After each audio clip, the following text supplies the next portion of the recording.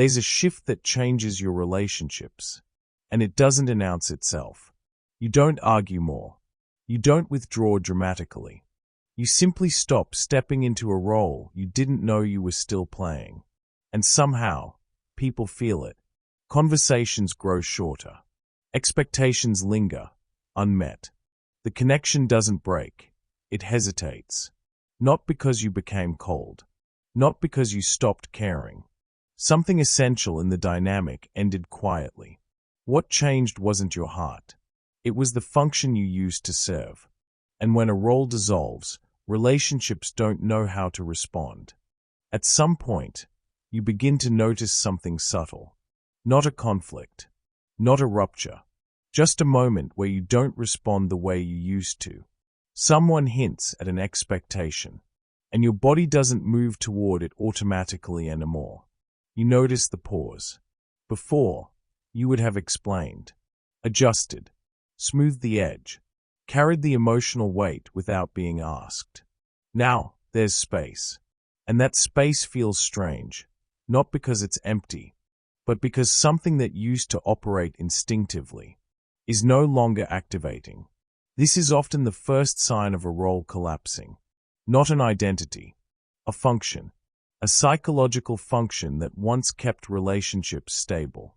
You might not even realize how much you were doing until you stopped doing it. You were the one who anticipated moods, absorbed tension, filled silences, reassured before reassurance was requested. Not consciously, automatically. And because it was automatic, it felt like who you were. But it wasn't who you were. It was a role your psyche learned early. Often in environments where harmony depended on you staying alert, flexible, emotionally available. Over time, that role becomes invisible. To you, and to others. People don't see it as something you do. They experience it as something you are. So when that function begins to dissolve, relationships don't register it as growth. They register it as disruption. This is where confusion begins. You feel calmer, less reactive, less compelled to manage the emotional atmosphere. But externally, the dynamic feels off. Someone asks, "Are you okay?" Someone else becomes distant. Another person seems irritated without naming why. Nothing dramatic has happened, but something essential has shifted. And the reason this feels so unsettling is because roles don't end loudly. They end quietly. They stop responding. They stop engaging. They stop compensating. And when a role that once stabilized a relationship disappears, the relationship doesn't end. It hesitates. Something subtle enters the space between you and others. Not anger, not distance, just a quiet resistance, as if something they relied on is no longer there. They may not know what changed, but they feel it, and what happens next often has nothing to do with conflict, and everything to do with discomfort they can't place. The change doesn't stay internal for long, even when nothing is said. Even when your behavior appears calm, measured, unchanged. Something in the relational field begins to respond differently. People may not know what shifted, but they sense that something familiar is no longer there. And when something people relied on quietly disappears, their nervous system reacts before their language does. You begin to notice it in moments so small, they almost escape your attention. A conversation that once flowed without effort now pauses in strange places. Someone keeps talking longer than necessary, not to deepen connection, but to pull the interaction back into a rhythm that no longer exists. There's a subtle urgency in their voice, a need for the old response to return. In work environments, this shift can feel especially exposed. A colleague finishes explaining something and waits, as if expecting reassurance, validation, emotional alignment. When it doesn't arrive, the silence stretches just a little too long. No one names it, but everyone feels it. In family spaces, the reaction can feel more personal. A look that carries irritation without accusation. A tone that asks, What's wrong? Even when nothing is wrong. You haven't withdrawn. You haven't changed your values. You haven't stopped caring. But something essential in the dynamic is no longer activating. And because the shift isn't dramatic, because there was no argument or rupture to explain it, it becomes difficult for others to locate. So instead of addressing the change, they respond to the discomfort it creates. Some grow quieter around you. Their warmth thins almost imperceptibly, as if they are unsure how to reach you now. Others grow restless. They test boundaries that never existed before. They ask for more attention, more reassurance, more presence. Not because they truly need it, but because the old equilibrium is gone. Not because you did something wrong, but because the relationship no longer regulates itself the way it used to. Relationships rely on familiarity far more than intention, and when familiarity dissolves, people often experience it as instability. You might feel the contrast clearly. Internally, there's more space, more quiet, less urgency to manage the emotional atmosphere. Externally, the environment feels more charged.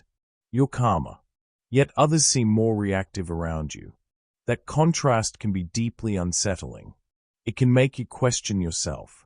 You might wonder if you've become distant, if you're withholding something, if your silence is unfair. But what's actually happening is a redistribution of emotional responsibility. What you once carried automatically, the attunement, the anticipation, the quiet smoothing of unspoken tension, is now visible by its absence. And absence has weight, especially for those who benefited from not having to notice it. Some people respond by leaning in harder. They repeat themselves. They escalate emotion. They attempt to restore the old dynamic through closeness or pressure. Others pull back, not out of cruelty, but because the relationship no longer feels predictable. And predictability, for many people, is what they confuse with safety.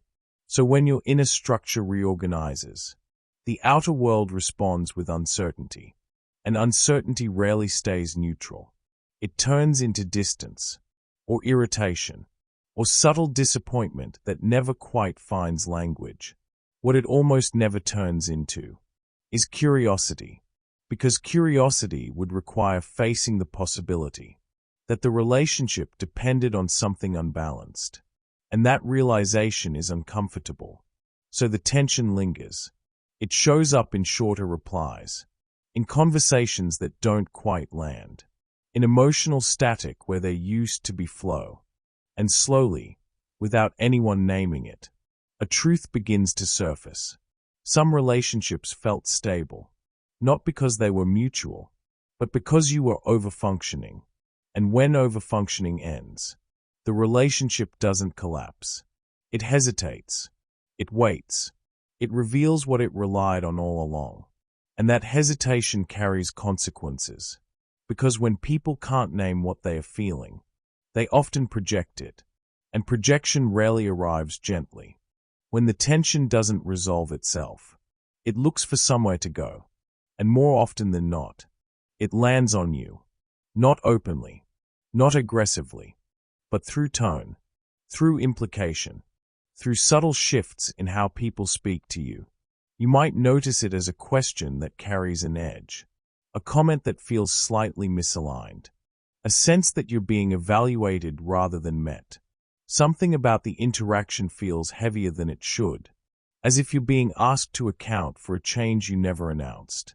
This is where projection quietly enters the dynamic.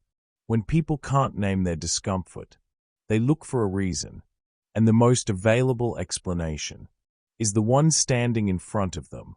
So your calm is read as detachment. Your boundaries are read as distance. Your pause is read as judgment. Not because that's what they are, but because the old relational map no longer applies. Projection doesn't require intention. It only requires uncertainty. And uncertainty makes people uncomfortable in ways they rarely admit, especially when the previous version of you made things easier. This is often when guilt begins to surface. not because you did something wrong, but because your system is still calibrated. To notice tension before it's spoken, a familiar internal movement starts to form. You replay the interaction in your mind. You wonder if you sounded cold. You consider sending a message to clarify, to soften, to reassure. The impulse is subtle, but persistent. Maybe I should explain. Maybe I came across wrong. Maybe this isn't the moment to change. That impulse doesn't come from weakness. It comes from history, from years of adjusting before discomfort had a chance to grow, from learning that harmony depended on you staying flexible, responsive, available. So when the environment tightens, your system reaches for what once restored balance. And sometimes, you almost step back into it. You soften your tone. You offer context that wasn't requested. You take responsibility for tension you didn't create. For a brief moment, things relax. The interaction smooths out. The other person settles. The atmosphere feels familiar again. But something else happens quietly. You feel yourself contract. Not dramatically. Not consciously. Just a subtle internal recall. As if you've moved backward into a shape that no longer fits. This is the cost of unresolved projection. When others place their discomfort onto you, and you accept it, the relationship regains balance, at the expense of your internal coherence. And that's why this phase feels so disorienting. You're not choosing between closeness and distance. You're choosing between alignment and familiarity, between staying integrated and staying connected in the old way. Most people don't realize this is a choice at all. They just feel tired, confused, slightly resentful without knowing why. But beneath that feeling, a quiet recognition begins to form. Some discomfort isn't meant to be fixed. It's meant to be felt by the person experiencing it. And when you stop absorbing what doesn't belong to you, the dynamic is forced to change. Not all at once, not cleanly, but in a way that reveals who is carrying what all along. At some point, something else begins to shift, not in your relationships, but in how much energy you're willing to spend, trying to make them make sense. You notice it first in your body. The impulse to clarify weakens. The urgency to explain softens. The reflex to preempt misunderstanding doesn't activate the way it used to. You still listen. You still care. But you no longer feel compelled to manage how others interpret you. And that difference is subtle, but profound. For a long time, explanation felt like safety. If people understood your intentions, they wouldn't misread you. They wouldn't assume distance. They wouldn't feel unsettled by your silence. So you learned to translate yourself. You learned to soften edges before they were questioned, to offer context before it was requested, to fill the space quickly, so nothing uncomfortable had time to form. Explaining became a form of emotional insurance, not because you wanted control, but because you wanted stability. But as your inner structure reorganizes, that strategy begins to feel strangely heavy. Not wrong, just outdated. You notice how much effort explanation actually takes, how it pulls you out of yourself, how it subtly positions you as responsible for reactions that are not yours to regulate. And slowly, you stop intervening. You let pauses exist. You allow silence to remain unresolved. You resist the urge to rescue others from their own interpretations. At first, this feels risky. There's a moment where your system waits for the familiar consequence, the misunderstanding, the withdrawal, the subtle punishment for not smoothing things over. But something unexpected happens. Nothing collapses immediately. The tension simply stays. And in that staying, patterns begin to reveal themselves. You start to see which connections required constant explanation to survive, which ones depended on your translation, more than on mutual presence. Without your intervention, some relationships grow uneasy, others slow down, A few surprise you by adjusting without resistance. This is where clarity begins to replace effort. You recognize the difference between being present and being responsible, between allowing misunderstanding and abandoning yourself to prevent it. And once that distinction becomes felt, not intellectually understood, but embodied, it changes how you move. You no longer rush to correct assumptions. You no longer defend your silence. You no longer frame your boundaries as apologies. Not because you've become indifferent, but because you've become anchored. You begin to sense that explanation, when overused, was never about connection. It was about maintaining equilibrium at your own expense. And now, that equilibrium is no longer the priority. This doesn't make you rigid. It steadies you. It allows you to remain coherent, even when others are confused, even when reactions don't resolve neatly. You start relating from where you are, not from who you were trained to be. And from that place, relationships are no longer managed. They are met, or they aren't.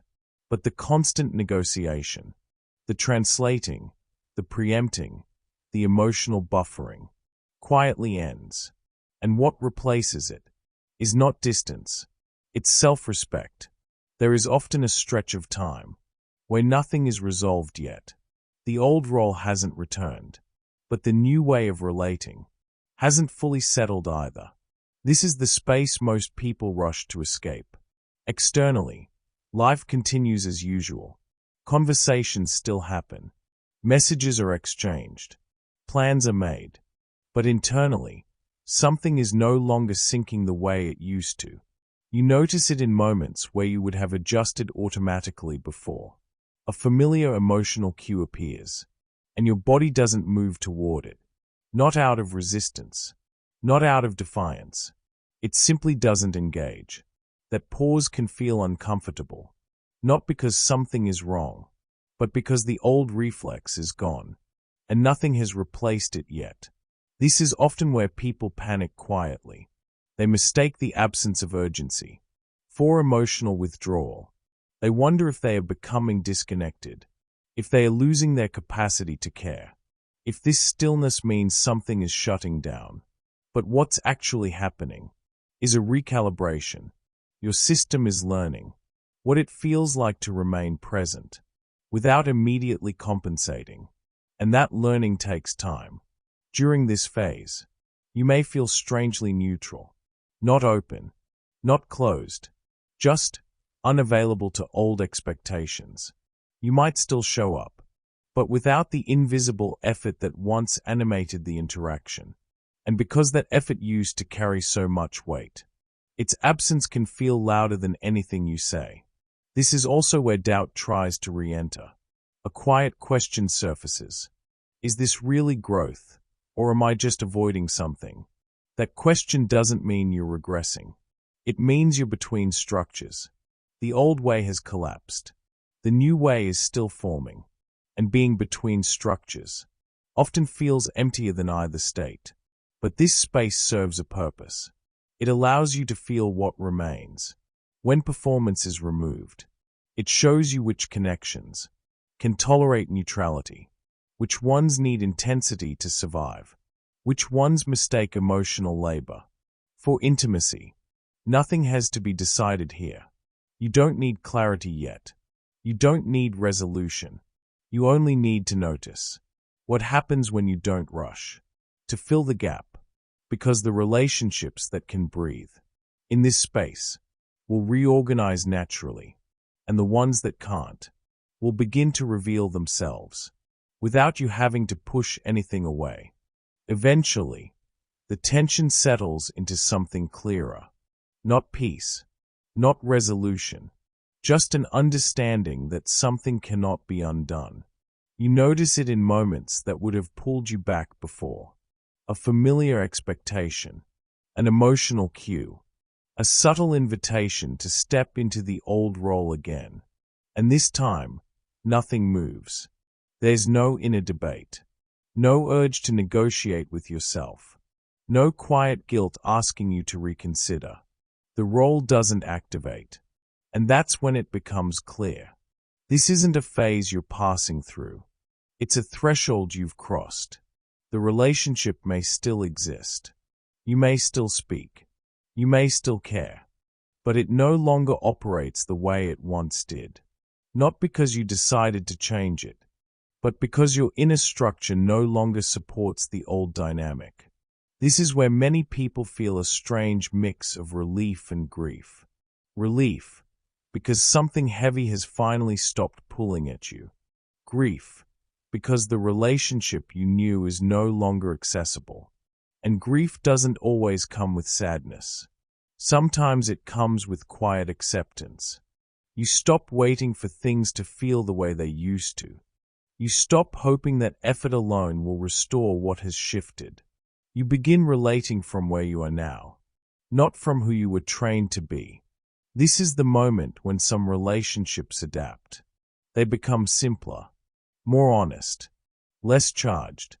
They no longer rely on unspoken labor to survive. Other relationships don't make that transition. They lose momentum. They thin out. They fade without conflict or closure. And this is often the hardest part to accept. Not because of loss, but because nothing dramatic happened to justify it. There was no betrayal, no argument, no final conversation, just a quiet incompatibility revealed by growth. And once that incompatibility is visible, it can't be unseen. This is the point where many people realize they are no longer choosing between closeness and distance. They are choosing between integrity and familiarity, between staying aligned with what has reorganized inside them, or returning to patterns that no longer fit. And that choice, once made internally, tends to echo outward. You don't announce it. You don't explain it.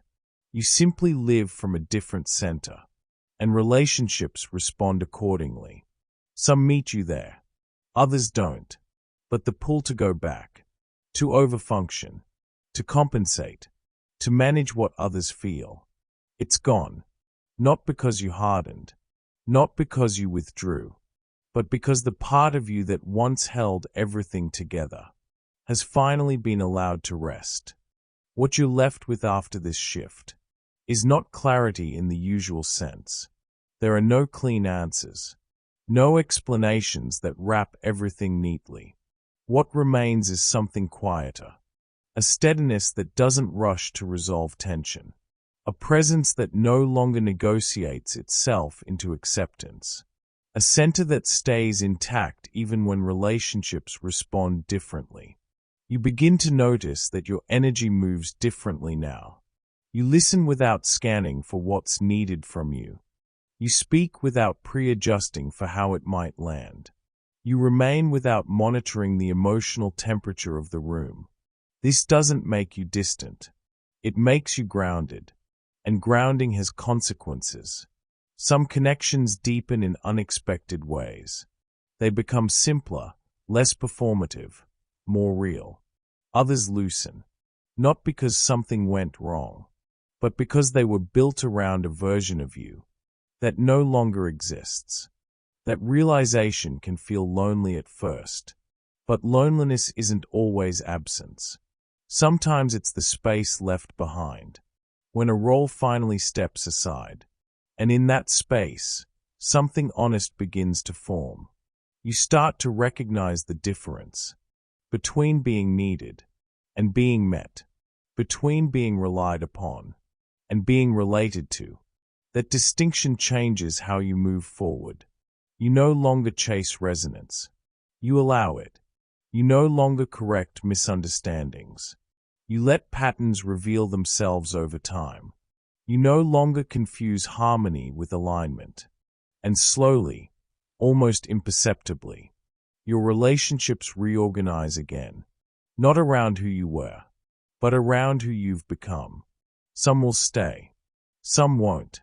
But the internal negotiation that once defined your connections has ended, and what replaces it is not certainty, not confidence, not even peace, It's congruence, a quiet agreement between who you are inside and how you show up in the world. And once that agreement is in place, there's very little need to explain anything at all.